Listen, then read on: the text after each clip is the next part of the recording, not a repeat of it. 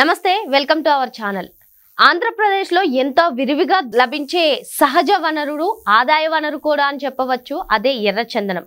ప్రస్తుతం గోదాముల్లో 7,000 టన్నులకు పైగా ఎర్రచందనం నిల్వ ఉంది. మరి ఈ వేలానికి సైటీస్ అయితే అడ్డంకులను తొలగించి ప్రభుత్వానికి పచ్చజెండా ఊపడంతో మరి ఆదాయం ఎంత రానుంది, ఈ ఆదాయం రాష్ట్ర ప్రభుత్వం ఏ విధంగా ఉపయోగించనుంది, ఇలాంటి విషయంపై పూర్తిగా విశ్లేషించడానికి మనతో పాటుగా ఉన్నారు ప్రముఖ రాజకీయ విశ్లేషకులు మధుసూదన్ రెడ్డి గారు. వారిని అడిగి పూర్తి వివరాలు తెలుసుకుందాం. సార్ నమస్తే. సార్ నమస్తే అమ్మా. సార్, ఆంధ్రప్రదేశ్ శేషాచలం కొండల్లో ఎంతో సహజ వనరుగా ఆదాయ వనరుగా కూడా మనం చెప్పవచ్చు లభించేది ఎర్రచందనం. ఈ ఎర్రచందనానికి ప్రపంచ మార్కెట్లో ఎంత డిమాండ్ ఉన్నదో కూడా మనకు తెలిసిందే. మరి గత ప్రభుత్వంలో ఎన్ని టన్నుల ఎర్రచందనం నిల్వ ఉంది, ప్రస్తుతం 7,000 టన్నులకు పైగా నిల్వ ఉందని చెప్పి కూటమి ప్రభుత్వానికి ఈ నిల్వ ఉన్న ఎర్రచందనాన్ని వేలం చేసుకోవచ్చని కూడా సైటీస్ నిర్ణయించింది. సార్, మరి వచ్చే ఆదాయంతో ఏ విధంగా ఈ ఆదాయాన్ని ఉపయోగించనున్నారు? నేను అనేది ఒకటి గుర్తుపెట్టుకమ్మా. ఆఫ్రికాలో ఒక వుడ్ ఉంటుంది, బ్లాక్ వుడ్ అంటారు. ప్రపంచంలో అత్యంత ఖరీదైన వుడ్ బ్లాక్ వుడ్ ఆఫ్రికాలో దొరుకుతుంది. దాని లైఫ్ టైం వచ్చి 60 నుంచి 70 సంవత్సరాల మధ్యలో ఉండే చెట్టు. చాలా ఖరీదైన చెట్టు బ్లాక్ వుడ్. ప్రపంచంలో అరుదైన వృక్షాల జాతికి సంబంధించిన వాటిల్లో ఎర్రచందనం ఒకటి. ఈ ఎర్రచందనం ప్రధానంగా శేషాచలం అడవుల్లో. శేషాచలం అడవులు అనగానే దక్షిణ భారతదేశంలో శ్రీశైలం మల్లన్న టెంపుల్ దగ్గర నుంచి ఏడుకొండల కలియుగ ప్రత్యక్ష దైవమైన వెంకన్న స్వామి దాకా ఈ మధ్యలోనే ఉంటుంది ఎర్రచందనం మొక్కలు. ప్రపంచవ్యాప్తంగా ఈ వుడ్కి ఎందుకంటే కాస్మోటిక్లో వాడతారు, ఆయుర్వేదంలో వాడతారు, మెడిసిన్లో వాడతారు. తర్వాత ప్రధానంగా ఏంటంటే ఈ వుడ్డు మ్యూజికల్ ఇన్స్ట్రుమెంట్స్ వాటికి వాడతారు. మా గ్రామంలో మా ఇంట్లోనే అనుకోమ్మా, మా ఇంట్లో నాగలి అప్పట్లో ఎర్రచందనం ఉండేది. నాగలి, దున్నే నాగలి. మా ఇంట్లో రోకలి బండ, పచ్చడి దొక్కుంటారు కదా, రోకల బండ అంటారు, 1 మీటర్ పొడుగు ఉంటుంది, అది ఎర్రచందనమే ఉండేది. మా ఇంట్లో మజ్జిగ చిలికే కవ్వం, మజ్జిగ చిలుకుతారు కదా, ఆ కవ్వం కూడా ఎర్రచందనమే ఉండేది. తర్వాత మా ఇంట్లో ఉన్న ఎడ్ల బండి ఇరుసులు ఉంటాయమ్మ. అంటే వాటిని అంటే చక్రం ఉంటుంది కదా, ఆకులు ఉంటాయి, చుట్టూ ఆకులు ఉంటాయి, ఆ ఆకులన్నీ ఎర్రచందనం ఉంటాయి.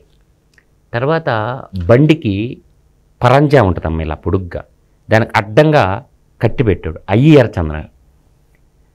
తర్వాత నాగళ్ళు నేను చెప్పాను కదా, రోకళ్ళు అంటే సంక్రాంతి పండుగకు వచ్చినప్పుడు ఈ ఎలక్ట్రానిక్ గ్రైండర్ లేనప్పుడు ఆడవాళ్ళు జల్లెడి పడుతుంటే మగవాళ్ళు దంచేవాళ్ళు, అవన్నీ ఎర్రచందనమేనమ్మ.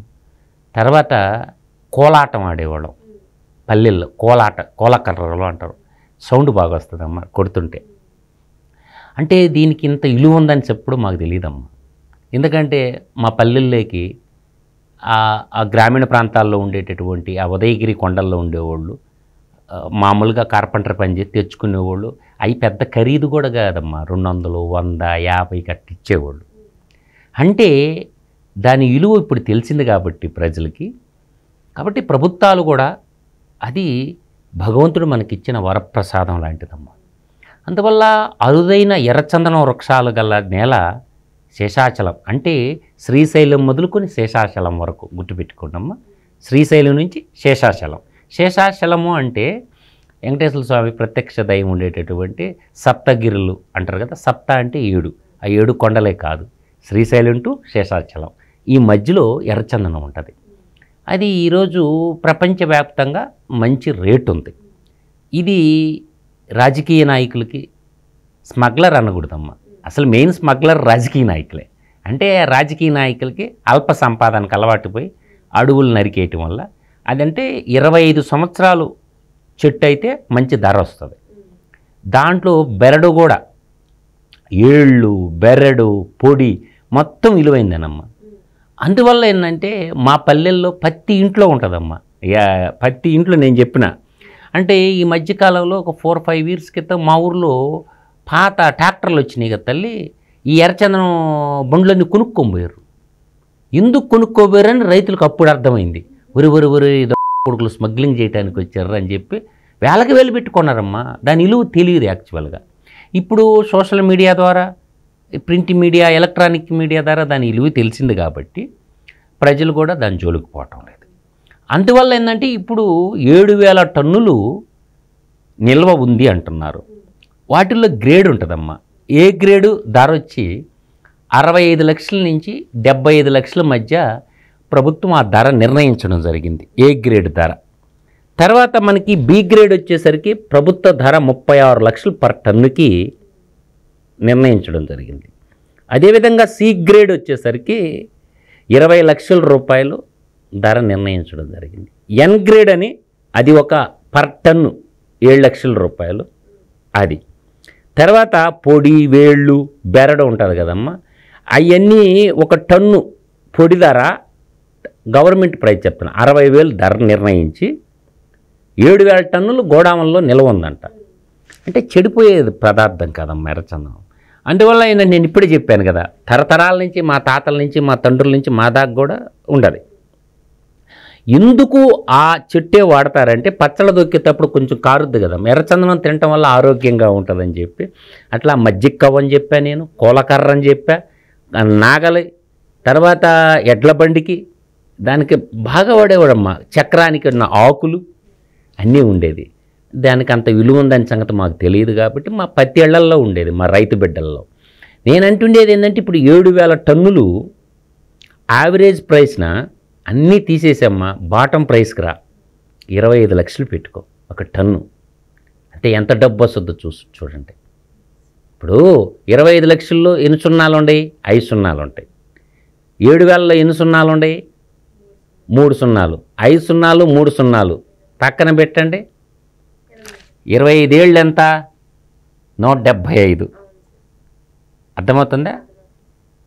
175 పక్కన ఒక సున్నా పెట్టు, అంటే 1,750 కోట్ల రూపాయలు వస్తాయి 25 లక్షలు అమ్మినా. అర్థమవుతుందా? ఎంత అయింది తల్లి? నేను చెప్పింది 65 లక్షలు 75 లక్షలు కూడా వేయలా, నేను వేసింది 25 లక్షలు బాటం ప్రైసే వేసా. 25 లక్షలకి ఇంటూ 7,000 టన్నులు అంటే దాంట్లో 3 సున్నాలు, దీంట్లో 5 సున్నాలు, 8 సున్నాలు, కోటికి 7 సున్నాలు, అంటే 25 ఇంటూ 7 175, అంటే సున్నా యాడ్ చేసుకోండి, అంటే 1,750 కోట్ల రూపాయలు వస్తాయి. ఒకవేళ 50 లక్షలు అమ్మితే డబుల్ సార్, అంటే 3,500 కోట్ల రూపాయలు వస్తాయి. ఎన్ని ఇళ్ళు కట్టించవచ్చు, ఎన్ని రోడ్లు పోయొచ్చు ఒకసారి ఆలోచించండి.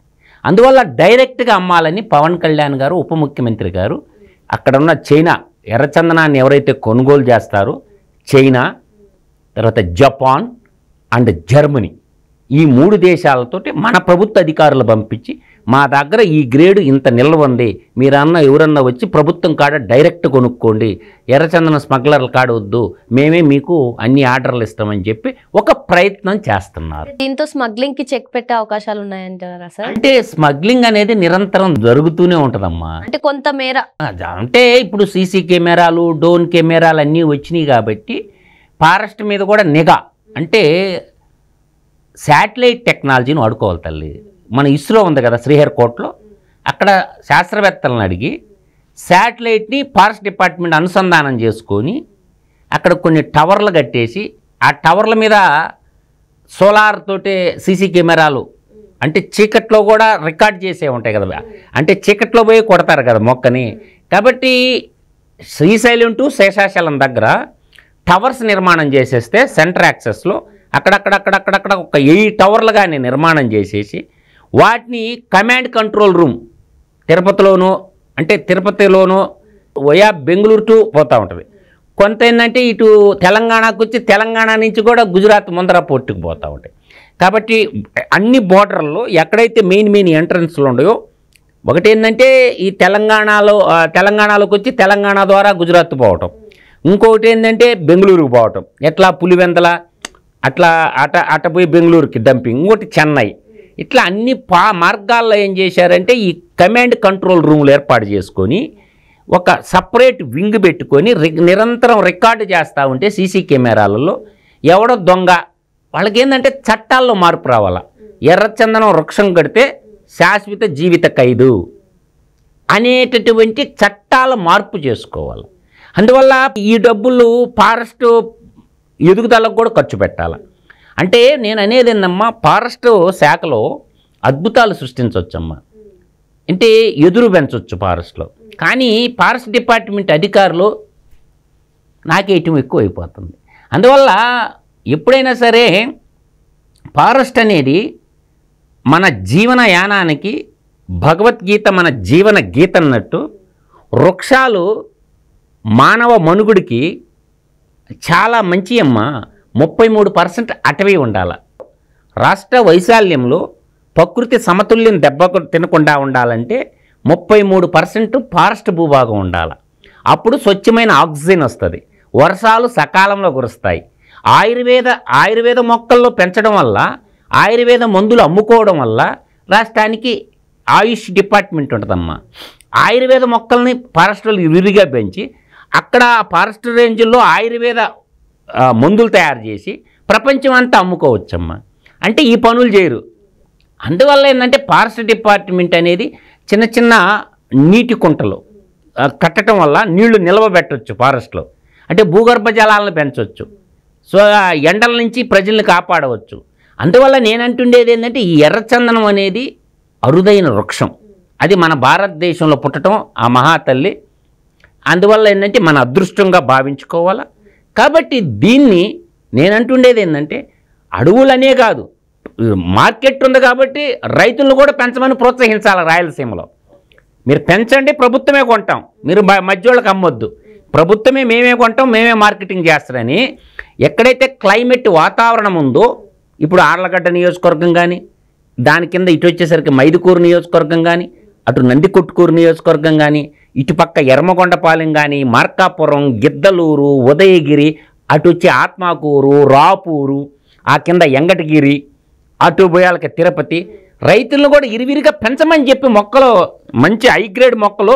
అంటే క్లైమేట్ ఉంటుంది, చెట్టు పెరుగుతుంది కాబట్టి ఖాళీగా ఉన్న భూములంతా ఎర్రచందనం పండించేస్తే ఈ అప్పులు తెచ్చుకునే గోల ఎందుకు? ఆ ఎర్రచందనమే మనకి రక్షణ కవచంలాగా నిలబడుతుంది కదా. అందువల్ల ఏంటంటే దీన్ని ప్రోత్సహించాలి. ఫారెస్ట్ డిపార్ట్మెంట్ కూడా మంచి వ్యాలిడ్ క్వాలిటీ ఉండే మొక్కని, అంటే ఒక బిడ్డ పుట్టారమ్మా, 25 ఏళ్ళు మ్యారేజ్ చేయాలి, ఒక ఆడపిల్ల పేరు మీద 10 మొక్కలు నాటండి. 25 ఏళ్ళు వయసుకు వచ్చిన తర్వాత మ్యారేజ్ చేయాలంటే ఎవరన్నా పోయి అప్పులు అడిగేదానికంటే ఆ మొక్కలు అమ్మేసుకొని మ్యారేజ్ చేసుకోవచ్చుగా. ఇప్పుడు ఒక అమ్మాయి పుట్టింది, ఆ బెల్ట్లో 10 మొక్కలు నాటండి అమ్మాయి పేరు మీద, ఒక టన్ను అయితే ఒక 25 లక్షలు వస్తాయిగా. మంచి ఆలోచనే కదా. అందువల్ల ఏంటంటే ప్రపంచంలో డిమాండ్ ఏదైతే ఉందో దానికి సప్లై మన దగ్గర ఉంది కాబట్టి, ఆ వాతావరణం మన దగ్గర ఉంది కాబట్టి ఆ చెట్టుని విరివిరిగా పెంచమని. ఇప్పుడు శ్రీగంధం కూడా మంచి మార్కెట్ అమ్మా. ఇప్పుడు మా చేలో కూడా శ్రీగంధం వేసి ఉండాను నేను. అందువల్ల మా ఊర్లో కూడా ఎర్రచందనం ఎటు పెట్టినా అవ్వపడుద్ది. ఇప్పుడు మా ఊరు చుట్టుపక్కల మా మండలంలో టేకు, ఎర్రచందనం, శ్రీగంధం ఈ 3 చెట్లు మేము వేస్తాం తల్లి. అంటే పొలం గట్లు అమ్మిడేస్తాం, అవి ఏపుగా పెరగతాయి. ఎందుకు వేస్తాము అంటే మా మామగారు ఊరక వేస్తే, టేకు చెట్లు వేస్తే చెట్టు 2000 లెక్కన అమ్మాడు, వాడు 10,000 లెక్కన అమ్ముకోవచ్చు. ఊరక ప్రకృతి ఇచ్చింది కదా డబ్బులు. అంటే ప్రొటెక్షన్ కోసం 10 ఎకరాలు 20 ఎకరాలు పండ్ల తోట వేసేటప్పుడు చుట్టూ టేకు చెట్లు వేసాడు. ఒక చెట్టు 2000 లెక్కన అమ్మాడమ్మా. అదే మార్కెట్లో 10,000. కానీ అది మాకు అల్పాదాయం. 10 లక్షలు వచ్చినాయి అమ్మ ఊరక టేకు మొక్కలు అమ్ముకుంటేను. అంటే నేను అనేది ఉద్యానవన శాఖ కానీ, ఫారెస్ట్ శాఖ కానీ, ఇట్లా ఈ పండ్ల తోటల చుట్టుపక్కల శ్రీగంధం, ఎర్రచందనం, టేకు, ఇంకొకటి వేప చెట్లు వేయటం వల్ల ఇంకో గృహ నిర్మాణాల్లో ఫర్నిచర్ కావాలి కదా, కిటికీలు కానీ, దర్వాజులు కానీ, డోర్లు కానీ ఉన్నాయి కదా, వాటికి ఎక్కువగా ఇదే వాడతారు. టేకు వాడతారు, ఇంకా ఏం వాడతారు, వేపకర్ర ఎక్కువగా వాడతారు, వేప, టేకు. అందువల్ల యాపాకులు, యాప గింజల వల్ల నీమాయిలు వస్తుంది, పొలాల మీద పిచికారీ చేసుకోవచ్చు, యాప పిండి భూమిలో వేస్తారు, చెట్లకు బలం వస్తుంది. ఇట్లాంటి ఆలోచన ఫారెస్ట్ డిపార్ట్మెంటు ఇరువిరిగా యాప చెట్లు పెంచడం, ఇరువిరిగా టేకు చెట్లు పెంచడం, ఇరువిరిగా మన ఎదురు చెట్లు పెంచడం. ఎదురు కూడా అన్ని రంగాల్లో ఉపయోగపడద్దమ్మా, చాలా రంగాల్లో ఉపయోగపడద్దు ఎదురు కూడా. అందువల్ల ఏంటంటే ఇప్పుడున్న ఫారెస్ట్ డిపార్ట్మెంట్ ఆదాయాన్ని ఇప్పుడు ఒక 1000 కోట్లు వస్తుంది అనుకోమ్మ, సపోజా 10,000 కోట్లకు సునాయాసంగా తీసుకుపోవచ్చు ఆయుర్వేద మొక్కలు పెంచడం ద్వారా.